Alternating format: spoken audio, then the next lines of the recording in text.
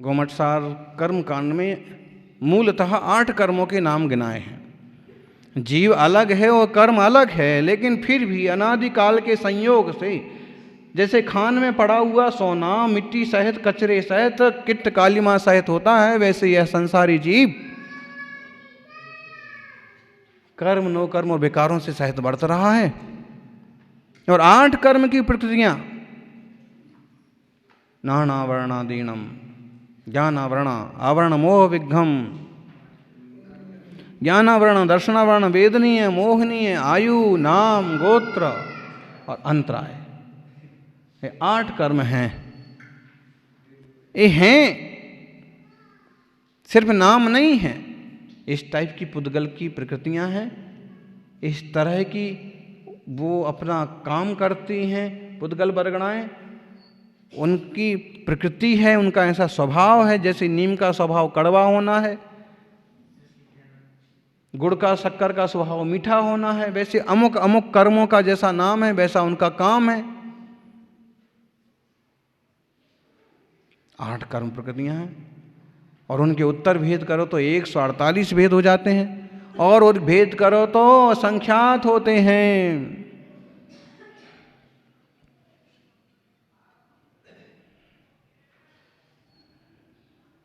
कम मत ऋण एकम दब्बम भावोत्योहोदि दुविहम तु तम पुण अट्ठविंबा अड़दाल अशंब असंख्य लोगंबा।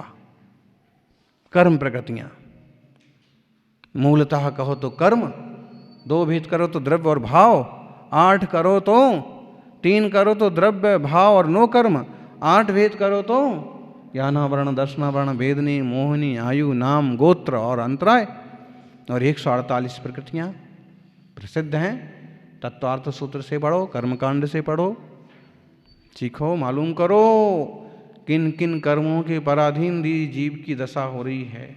आचार्य देव यहाँ कह रहे हैं 117 नंबर की गाथा भाव पावट में, नाना वर्णादिह अट्ठैकम में बेढ़ियो यहम दहियोण इन्हि पयड़मी अनंत नाणाय गुण चित्ताम। धर्मात्मा ज्ञानी जीव ऐसे विचार करता है, चिंतन करता है। नाना वर्णादिहिम अट्ठैकम में हिम वेदियो या हम, मैं ज्ञाना वर्ण दर्शना वर्ण वेदनीय मोहनीय आयु नाम गोत्र अंतराय, इन सब कर्म प्रकृतियों से घिरा हुआ हूँ, बेस्थित हूँ। बंधन तो है, इसी को तो बोलते हैं बंधन, बंधा हुआ है जीव, छूटा नहीं है। जो छूट गए हैं वो सिद्ध हैं, शुद्ध हैं, कृतकृत्य हैं, परिपूर्ण हैं। एक वो हैं जो परिपूर्ण हैं, मुक्त हैं, एक हम हैं जो अपरिपूर्ण हैं, बंधे हुए हैं। किससे बंधे हुए हैं? कर्मों से। स्पष्ट मालूम पड़ रहा है।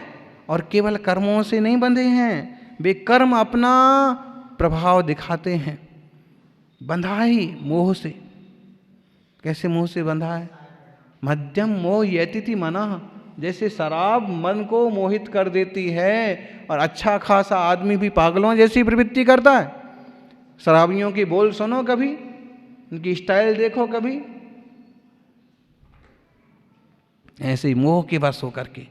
और मोह में आ रहा है ये सब क्रोध मान माया लोभ। जो हम है नहीं उसे हम मान के बैठे हैं। ना हम स्त्री हैं, ना पुरुष हैं, ना नपुंसक हैं, ना धनिक हैं, ना गरीब हैं, ना अमीर हैं, ना सुंदर हैं, ना सुंदर हैं, और हम वो ही अपने आप को मान के बैठे हैं। ना युवा हैं, ना बालक हैं, ना बुजुर्ग हैं, फिर वही सब कल्पना में बड़े दुखी हो जाते हैं लोग। बाल सफ़ेद हो गए, दांत गिर गए, शरीर पर झुर्रियाँ आ गई, बहुत दुखी होते हैं लोग। उनको बहुत क्लेश रहता है, अब कोई पूछता नहीं है। बुजुर्गों की प्रति समाज की युवा पीढ़ी की एक कुछ अलग ही सोच है। लेकिन ये समझ लेना, उन्हें भी ये समझ लेना चाहिए कि ना मैं बालक हूँ, ना वृद्ध हूँ, ना युवा हूँ, ये सब तो पुद्गल की पर्याय हैं,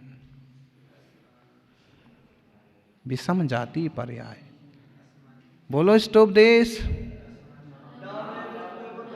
न मे मृत्यु कुतो भीतिर, न मे व्याधि कुतो व्यथा, ना हम बालो न वृद्धो हम, ना युवई तानि पुद्गले। ये सब पुद्गल की देन है। लेकिन कहाँ अपन, जो साधक जन हैं, ज्ञानी जन हैं, वो तो फिर भी कुछ सावधान हैं, तटस्थ हैं, वरना लोग बुरी तरह से उलझे हैं इन्हीं प्रपंचों में।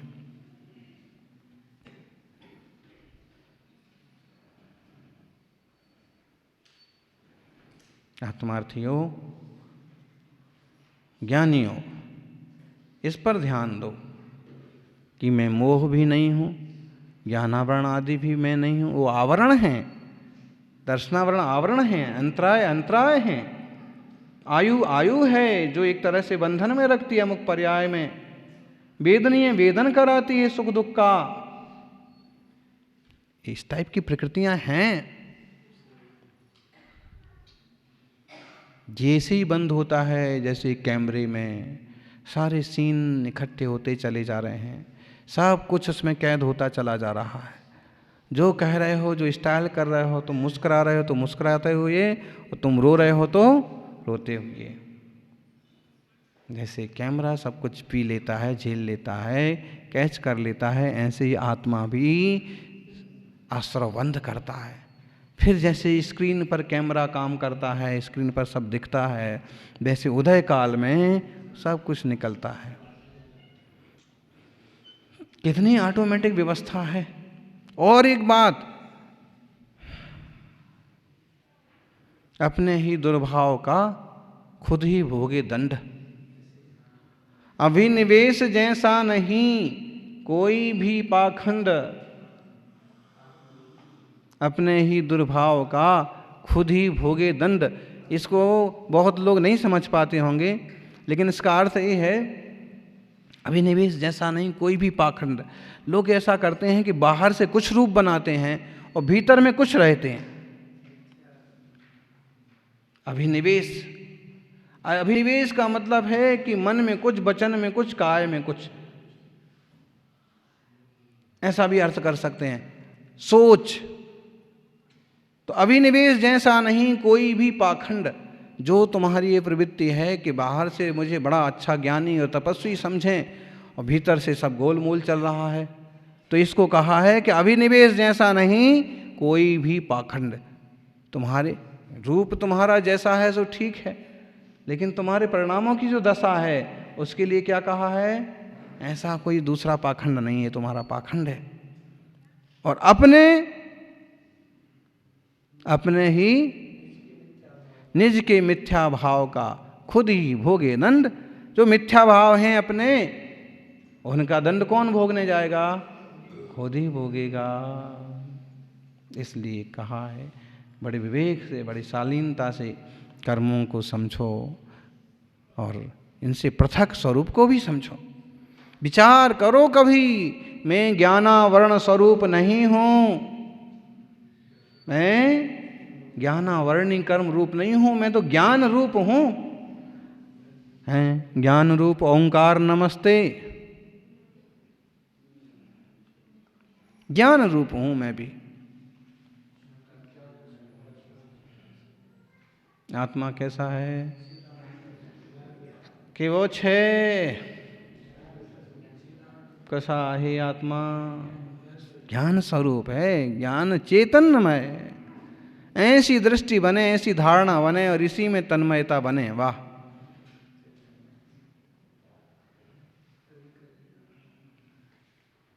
स्वभाव है मेरा सब कुछ जानना, ज्ञाता दृष्टा। और ज्ञाता दृष्टा आत्म राम, मतलब जानो, देखो, जाने दो। देखो, जानो, जाने दो। सिग्नल पर लिखा रहता है ना। महाराष्ट्र में जब बिहार होता था तो वहाँ मराठी में भी लिखा रहता था, इंग्लिश में भी लिखा रहता है। क्या लिखा रहता है? स्टॉप, ठहरो, पहले तो थांबा, पहा, देखो,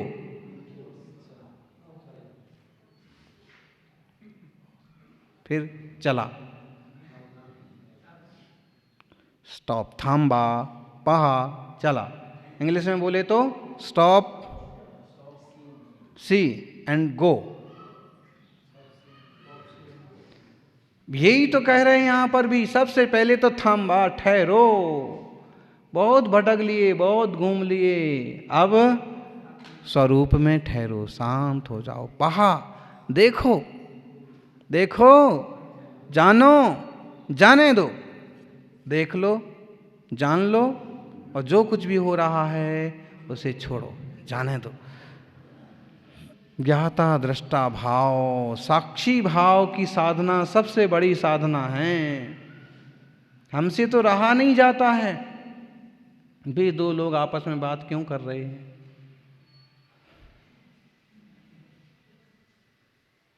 ये दो लोग आपस में एक दूसरे का मुंह क्यों देख रहे हैं? वो उसके मंत्र में, कान में क्या मंत्र फूंक रहे हैं, और वो बीच में से उठ के क्यों जा रहे हैं, और वो बच्चे के खेल में क्यों लगे हुए हैं, और अमुक क्यों नहीं आया और तमुक क्यों भग गया। इसी हिसाब किताब में, उधेड़ बुन में सारा उपयोग का एकदम समझ लीजिए कि चटनी बन गई।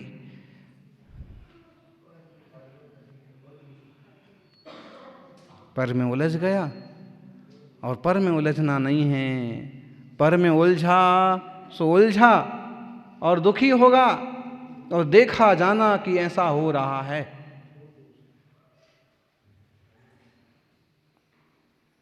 ठीक है, जो होना है सो होना है, केवल ज्ञानी ने गाया है।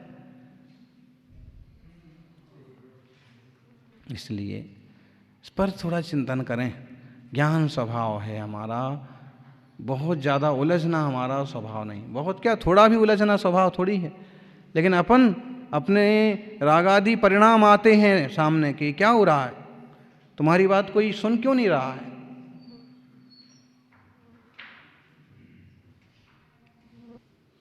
इसने ऐसे अपमान कैसे कर दिया है, वगैरह वगैरह करके। और मानापमान किसको होता है ज्ञानी? बोलो बोलो, समाधि तंत्र। अपमानादयस्तस्या विक्षेपो यस्य चेतसा,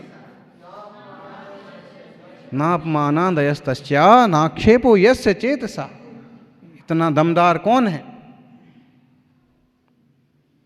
कोणाचा है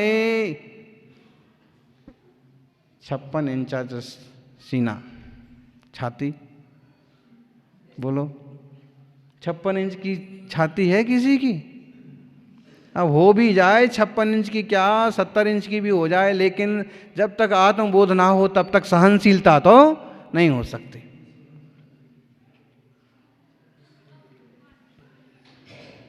हमारे कुछ ना कुछ गणित चलते रहते हैं। कोई हमसे आगे नहीं निकल जाना, कोई हमारा स्थान नहीं ले लेना, कोई ज़्यादा सम्मान नहीं पा लेना, कुछ ना कुछ हिसाब किताब कहीं ना कहीं किसी ना किसी ढंग से चलते रहे। कोई हावी नहीं हो जाना, और उसकी सुरक्षा के लिए फिर हम कुछ भी करेगा, कुछ भी करेगा। मुंबई की भाषा में तो तेरे लिए हम कुछ भी करेगा। क्या करेगा? तू अपने लिए कर ले और अपनी शांति के लिए कर ले ज्ञानी।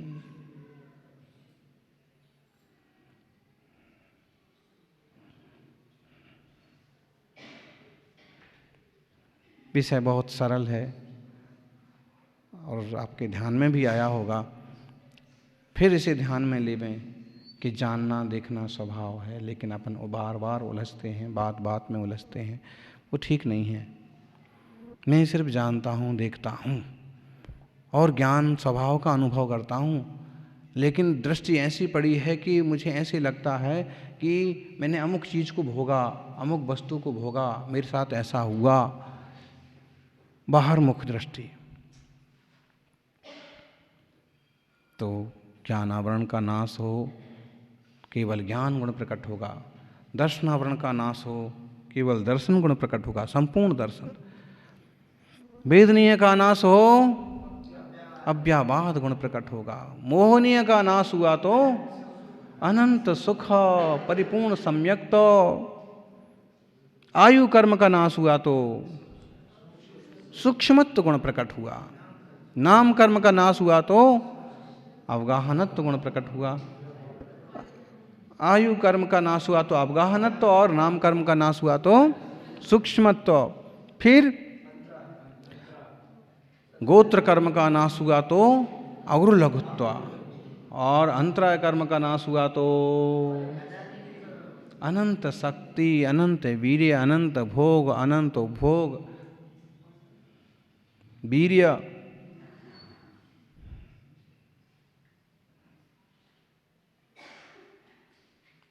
सज्जनों, ऐसी आत्मा की अनंत शक्तियां हैं, इस पर दृष्टिपात करें और कर्मों से भिन्न स्वरूप की दृष्टि करें, स्वरूप को पाने का पुरुषार्थ करें। ज्ञानावरणादिहिम अट्ठई कम्मेहिम बेड़ियो यहम। यह जीव स्वतंत्र चेतन तत्व है, लेकिन पुद्गल जड़ कर्म से बंधा होने के कारण से और संसार में परिभ्रमण करता है। और अगर इनको ये खत्म कर देवे, जला डाले ज्ञान ध्यान के बल पर स्वरूप रुचि करके, तो अनंत ज्ञान आदि गुणों को सहज उपलब्ध हो जाएगा, अपने गुण प्रकट हो जाएंगे। अपन अपने गुणों को पाने का थोड़ा सा भी पुरुषार्थ करें, खूब कोशिश करना, बाहर में उलझना नहीं। लेकिन कोशिश कर करके भी तो उलझ जाते हैं। बोले कि अब देख लिया है, हम सुन लिया है, तो हम कैसे रहें, कोई गाली देवे तो कैसे सहें। बात तो सही है, लेकिन जो भीतरागी पुरुष हैं वो सम सत्तु बंधु वज्ञे, सम सुख दुखे प्रशंस निंद समय, सम लोठ कंचनो पूर्ण, जीवित मरणे समो समणो, सत्तूय मित्र समभाव पसंतशीलो, निंदा थोदीय समभाव समत्त जुत्तो, सुखम च दुख मरणम अहजीवणम च, सूर्यम नमामि श्री सम्मदिशाय रमतम। सब चीजों में समान भाव। अरिमित्र महल मसान कंचन कांच निंदन थुतिकरण, अर्घावतारण असी प्रहारन, मैं सदा समता धरन। ऐसी परिणति बनाओ। ऐसी परिणति कैसे बने? भेद विज्ञान के बल पर। इसलिए आत्मरुचि करें। जय बोलिए 24 तीर्थंकर भगवान की।